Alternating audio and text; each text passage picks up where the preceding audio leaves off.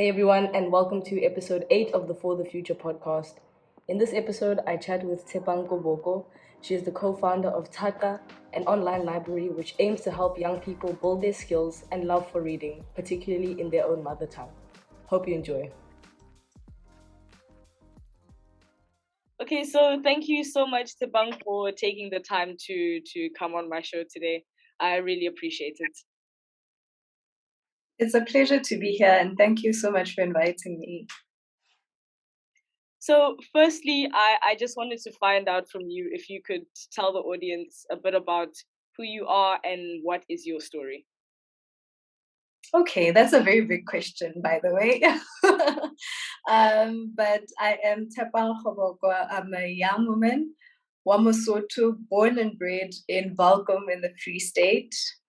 I am a person that is passionate about creating and improving access. I am a lover of life, and I just love being a human being. Oh, beautiful. Thank you. So, if I'm not mistaken, you are part of an organization called TAQA, correct? Yes, that. Could you explain a little bit more about what the organization does? All right, cool. So TAQA is a company that I co-founded with a couple of friends of mine. There are four co-founders, and we actually co-founded this while still in varsity. And the goal of TAQA is to remove language as a barrier to accessing knowledge. Because if you think about it, there's so much knowledge out there in the world. And I mean, even thinking of just the South African scale, there's so much knowledge that's available, but oftentimes it's packaged only in English and sometimes in Afrikaans as well. And what that means is that people that do not know those languages automatically do not have access to that knowledge, regardless of whether the knowledge does sort of like does involve language or not. So, for example, if you think of someone who wants to learn how to weld, such a person would need to know English so they can access the knowledge that is how to weld. And what that then means is that if they don't understand English, they can never really get that skill. Whereas the skill itself and the job itself has nothing to do with English. And so at this point in time, the language is just a barrier to then accessing that knowledge. So we saw this issue or problem, and being a country that has very high unemployment rates, we were of the opinion that we should be doing more to make knowledge accessible, to make skills accessible to people. And that is what TAQA then aims to address.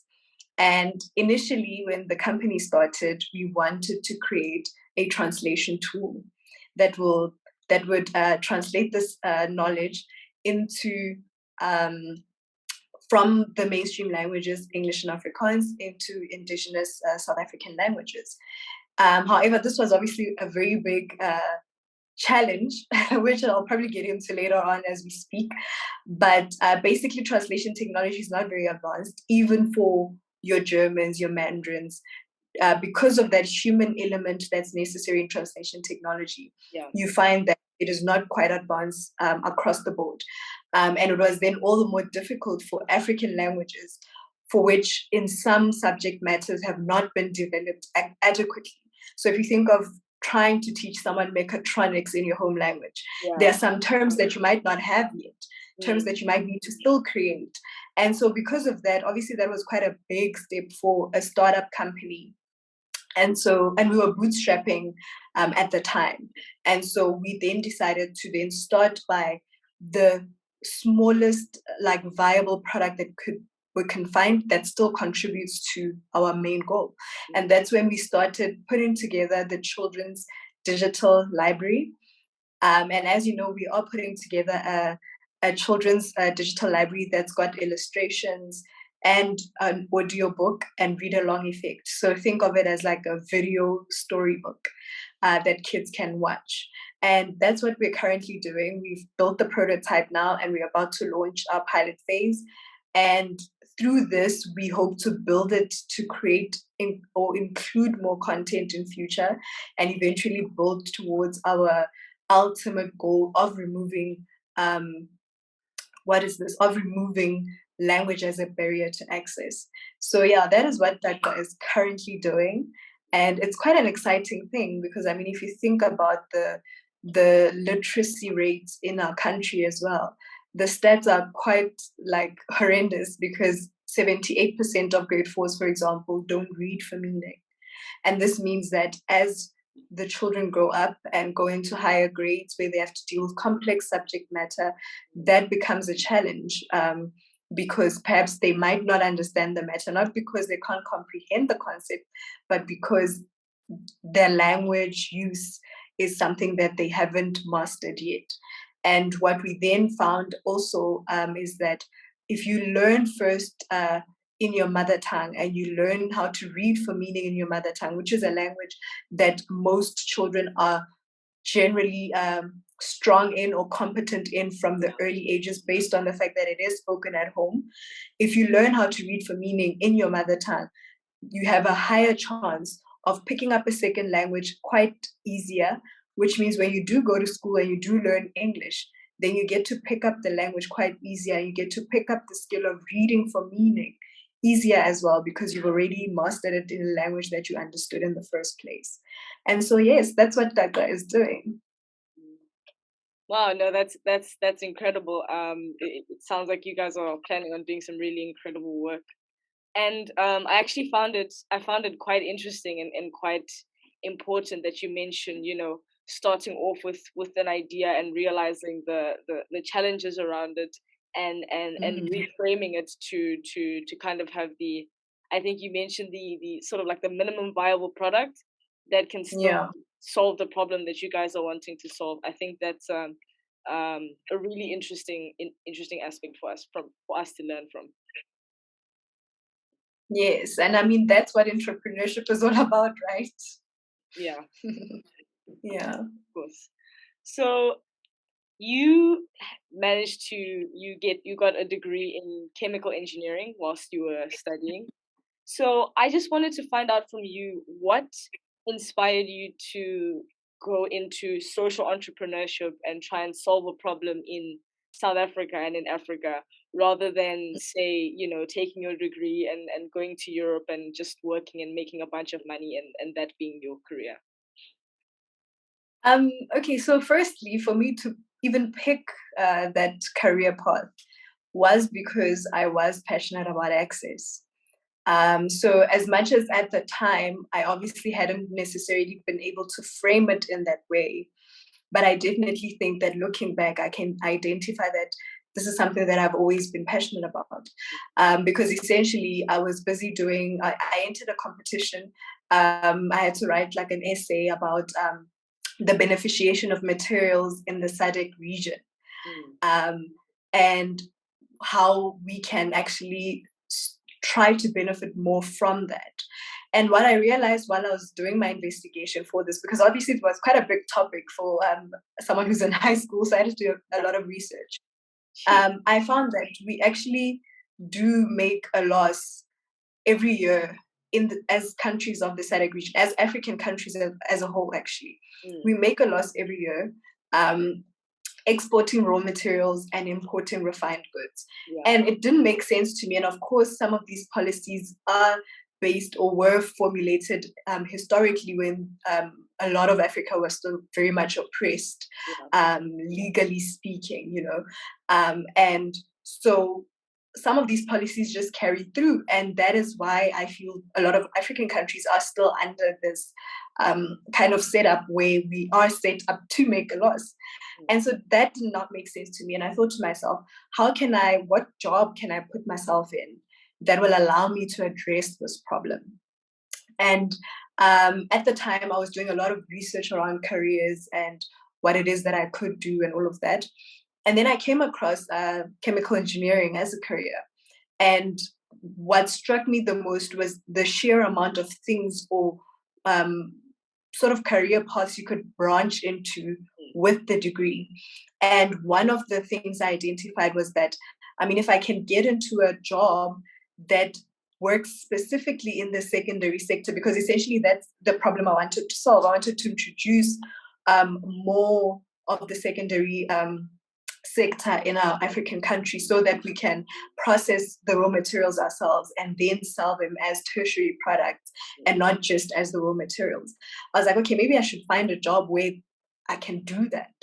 And through doing a lot of research about chemical engineering, I also found that I could actually also get into policy making on top of it being part of improving the secondary sector.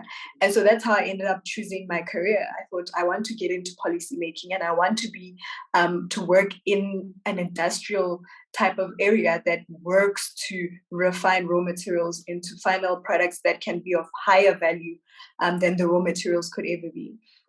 And so that's how I got into my career. And I mean, like I said, we did start that while I was in school, or university rather. But as you will pick up, it is quite still the same kind of goal in mind, and that is to create or improve access. And so for me, I don't necessarily think it was ever on the cards for me to go to wherever and just make money. I think not that I'm against money. Hell, I want a lot of money. I'm gonna make a lot of money. But I definitely do think that I want to say I am called to create and improve access. It's something I've always been passionate about, and it's something that I'm willing to work on for a very, very long time. And so that's how I ended up in social entrepreneurship, in TAQA, and also doing some of the other projects that I'm doing, still in the same streak of trying to improve or create access. Wow, that's incredible. It's so cool to hear about someone who's inspired to better access in so many different ways. I think that's really cool. Thank you.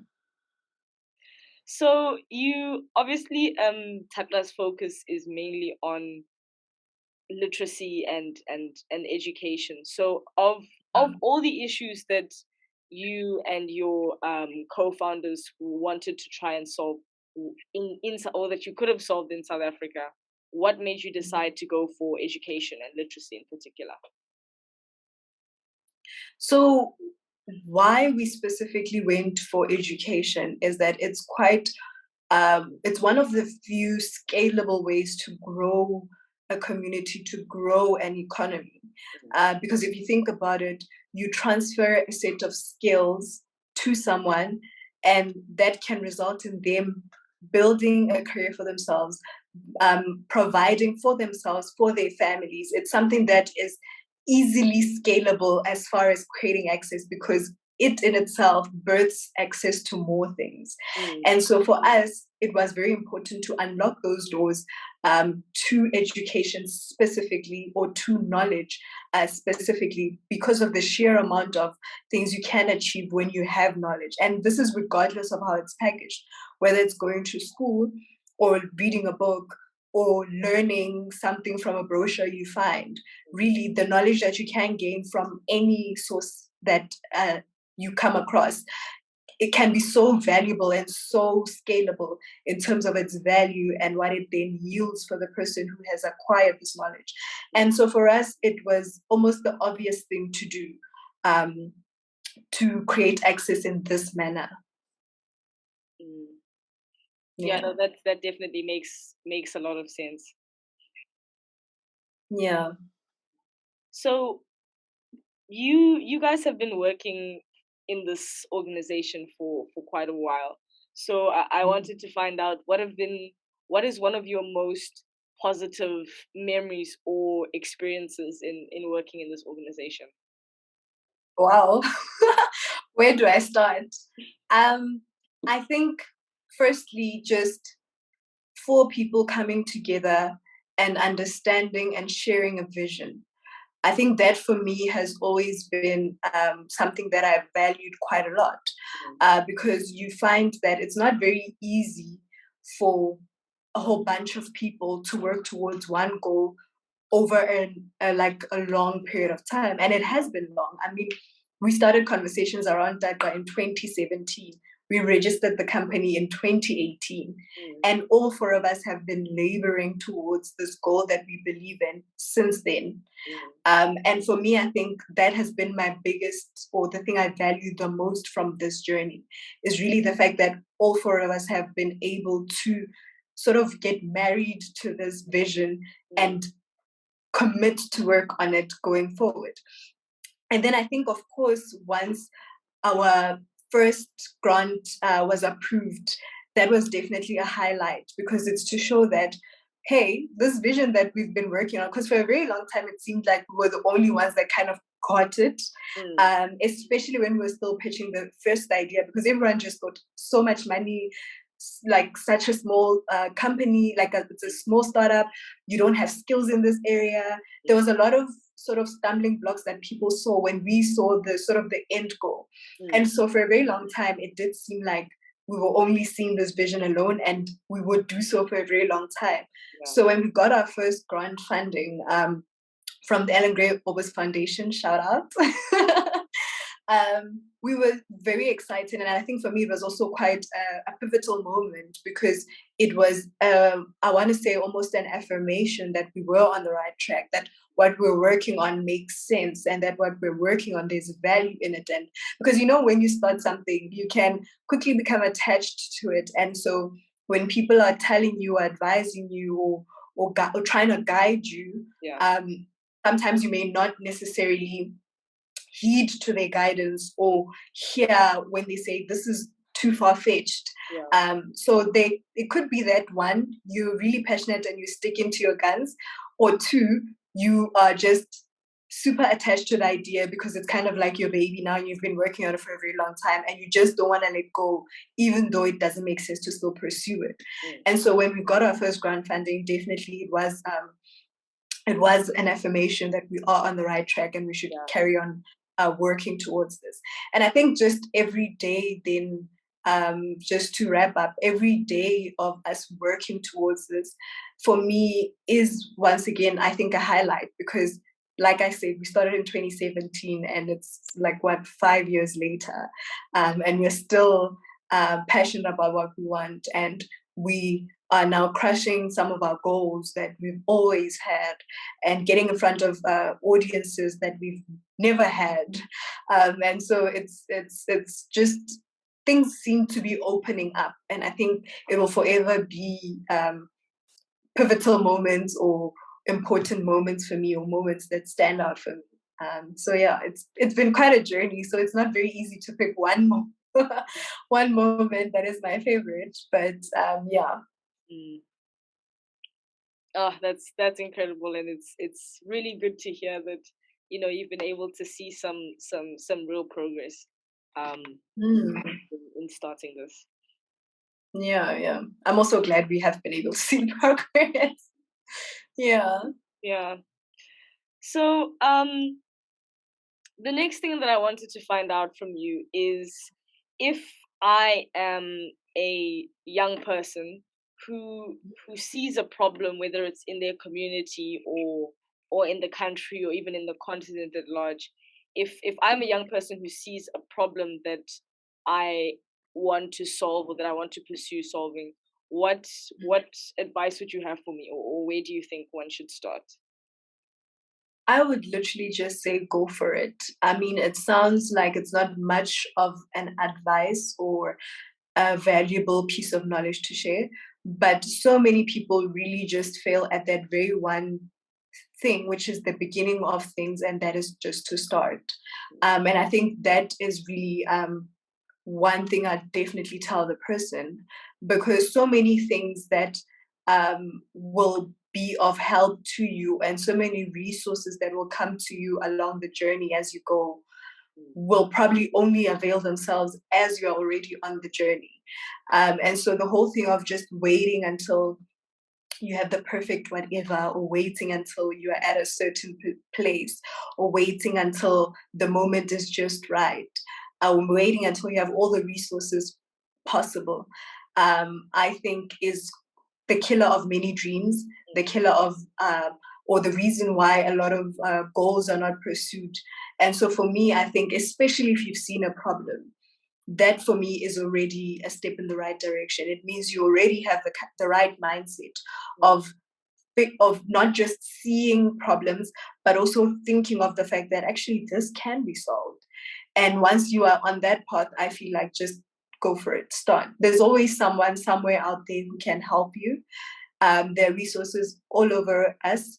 Yes, at times it might feel like you do not have access to them, but they are there. And I think by starting, you also improve your chances of getting more access to some of the things that are out there. Yeah. No, absolutely. Thank you. And You're welcome. And just sort of as we come closer to the end, what has been one of the biggest shifts in your perspective of the issue of literacy and education in South Africa since 2017, 2018 when you started TAQA? So, I mean, initially when we started, I think a lot of our focus was on primarily people that did not get to go to school, or people that went to school but don't necessarily have a good comprehension of English and the main languages. That was our initial focus area.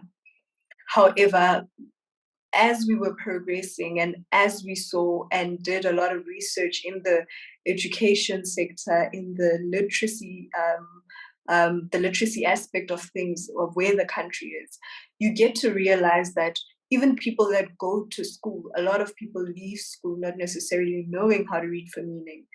And so for me, I think my biggest shift has been the fact that a lot more needs to be done as far as literacy is concerned in our country, and a lot more meaning even within the schools. Systems need to be improved as to, we can't just have a case where, in the early grades, all you did was just read out loud and you got marked on that, and it was like, oh, okay, this person can actually read, as though that also marks understanding or reading for meaning. And so I think for me, the biggest realization has been that actually we don't necessarily have systems in place, even in our schools, that actually guarantee that children are reading for meaning.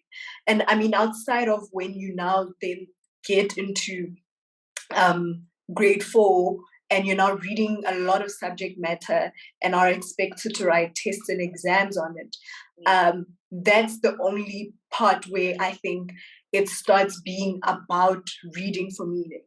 And I don't know, I think more should be done. I know we do have some comprehension assessments here and there in the earlier grades, but I don't think it's enough.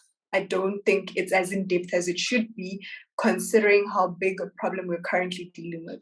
And so for me, that has been the biggest realization, and I guess you would say shift, because I didn't think the issue was so bad before we started working on that. Yeah, wow. No, you definitely sound like it's interesting how much your knowledge on the subject matter has changed, and also just how passionate you and I'm sure your co-founders are about this. So yeah, thank you so much for sharing that. And just wanted to find out as well, where can we find you on social media? How can the audience find you guys and support you? All right, so TAQA is available on all social media platforms, that being Twitter, Instagram, as well as Facebook. And you can find us at TAQA Africa. It's at TAQA Africa. We also have a website, TAQA.Africa, quite easy to remember.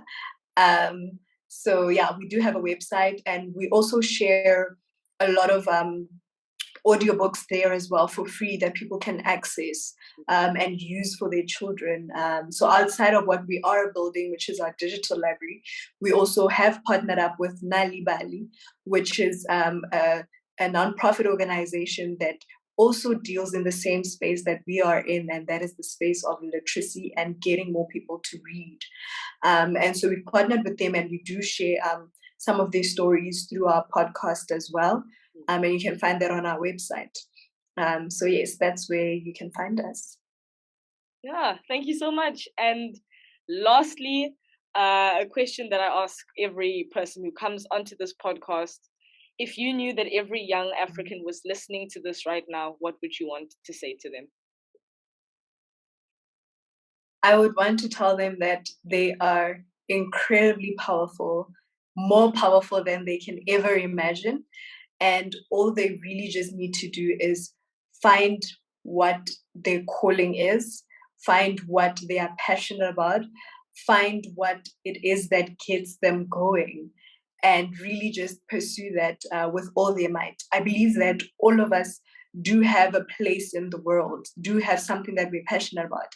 And it's very much possible to make a living out of your passions. And I'd like every African young person to know that and to pursue that. If they don't know yet what it is that their calling is, or what it is that they're passionate about, then they should be passionate about finding it because it is there. And I'm not saying it will be easy now that you found it or whatever the case may be. There will always be challenges even when you are on the right path. Yeah. But definitely there is something out there for you. Wow, what a great way to end off. And thank you so much again, Tsepang, for taking some time to be here and to share your knowledge and your experience with us. I really do appreciate it. Not a problem. It was definitely an honor to be here. Once again, thank you for inviting me. Thank you so much for listening to this episode, and I really hope that you enjoyed it and that it brought you tremendous value. If it did, please leave a rating for the podcast on whatever platform you use. Like, share, comment, subscribe, and follow us on social media at For the Future ZA. I would love to hear your thoughts on the podcast episode. Thank you so much, and have a good one.